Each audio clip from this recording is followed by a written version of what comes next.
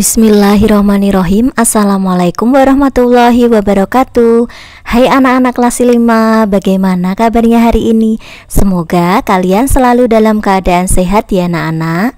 Nah, di video kali ini Bu Guru ingin membahas tentang tema 1 organ gerak hewan dan manusia, subtema 1 organ gerak hewan, pembelajaran 1. Nah anak-anak, simak video Bu Guru ini baik-baik ya. Hari Minggu adalah hari libur sekolah. Namun demikian, menurut Edo, hari Minggu bukanlah hari yang harus dilewatkan begitu saja. Sejumlah rencana telah dia persiapkan.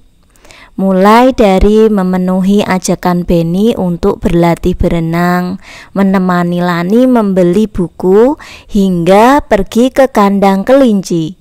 Dari sejumlah rencana tersebut, Edo lebih memilih untuk pergi ke kandang kelinci. Setelah membantu ibu membersihkan rumah, Edo pamit untuk berkunjung ke rumah Pak Rudi. Pak Rudi adalah peternak kelinci yang sukses di kampungnya.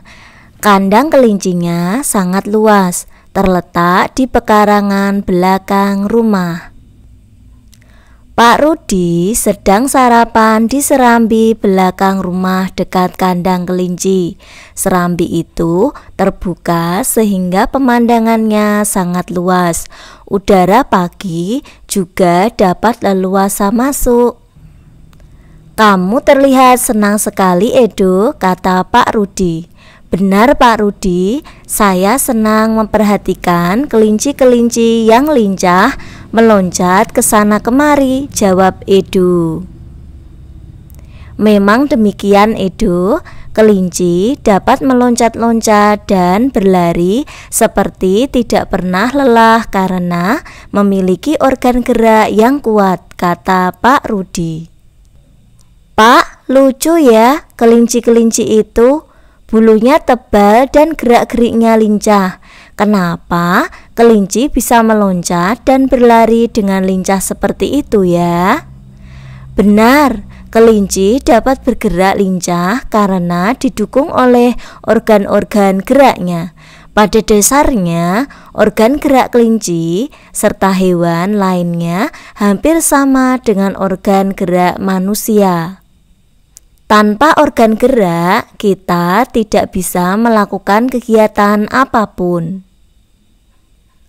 Organ gerak manusia dan hewan. Salah satu ciri dari makhluk hidup adalah bergerak.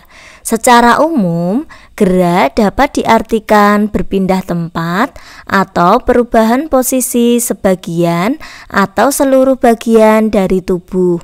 Makhluk hidup akan bergerak apabila ada rangsangan yang mengenai sebagian atau seluruh bagian tubuhnya. Gerak pada manusia dan hewan menggunakan organ gerak yang tersusun dalam sistem gerak.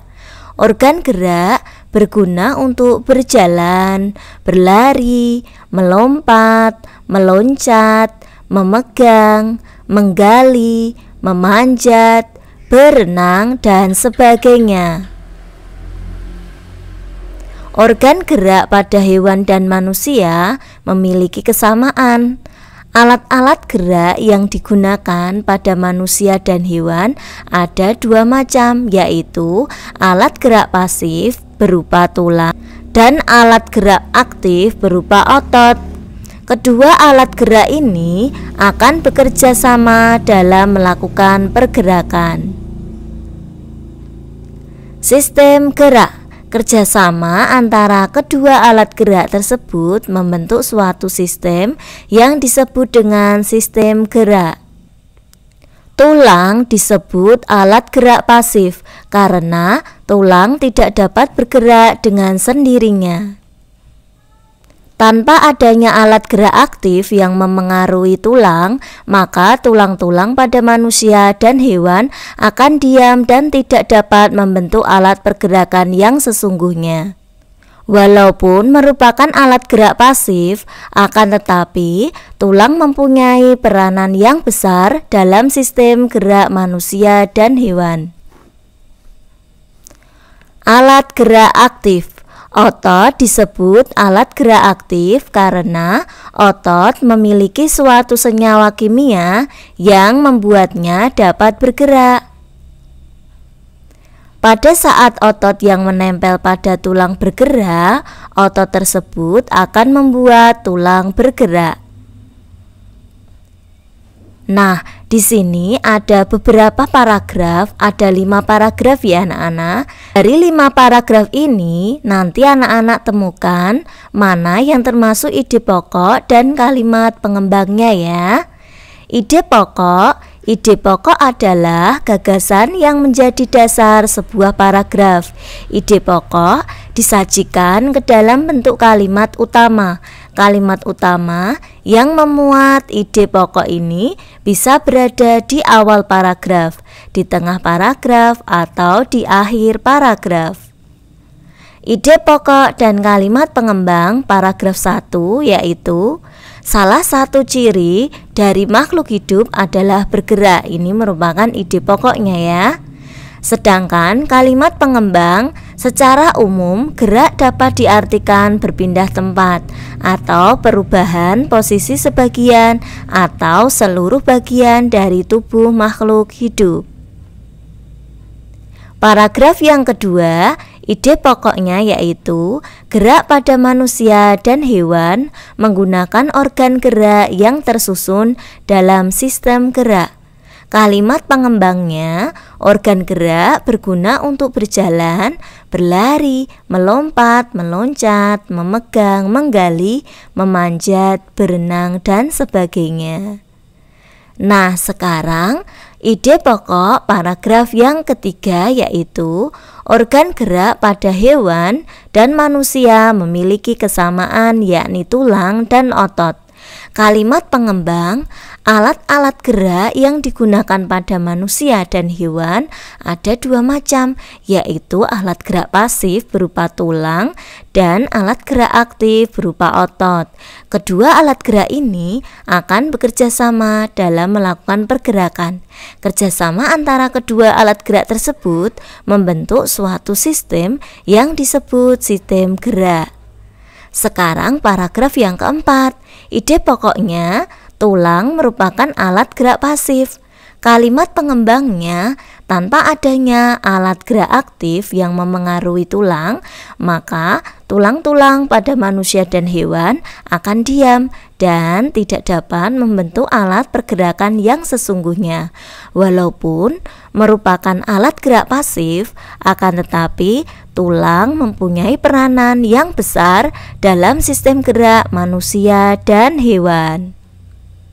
Sekarang ide pokok paragraf yang kelima ya.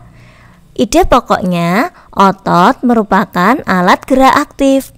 Kalimat pengembangnya, pada saat otot yang menempel pada tulang bergerak, otot tersebut akan membuat tulang bergerak.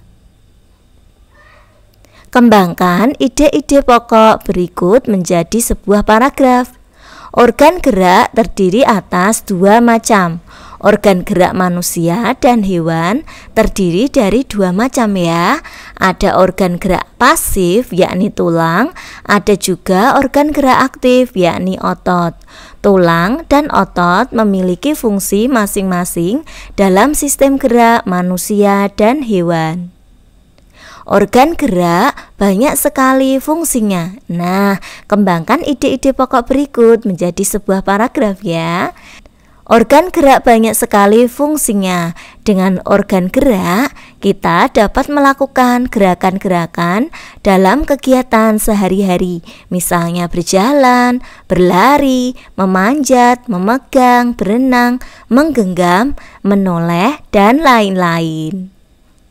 Tanpa organ gerak, manusia tidak dapat bergerak ya. Tanpa organ gerak, manusia tidak akan bisa melakukan gerak apa-apa.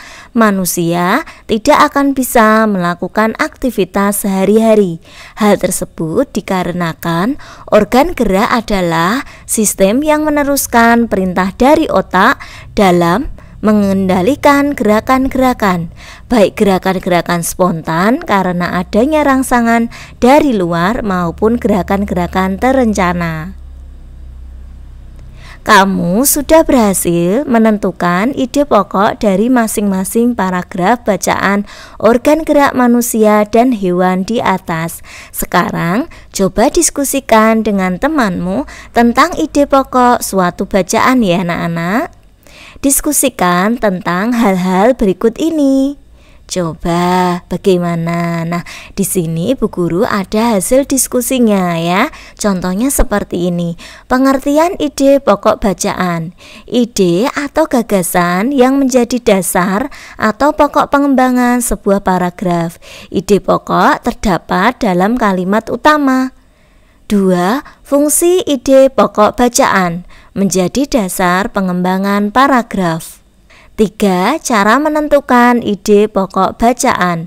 Membaca kalimat dalam paragraf satu demi satu. Menentukan inti paragraf tersebut. Inti paragraf itulah yang disebut ide atau pikiran utama.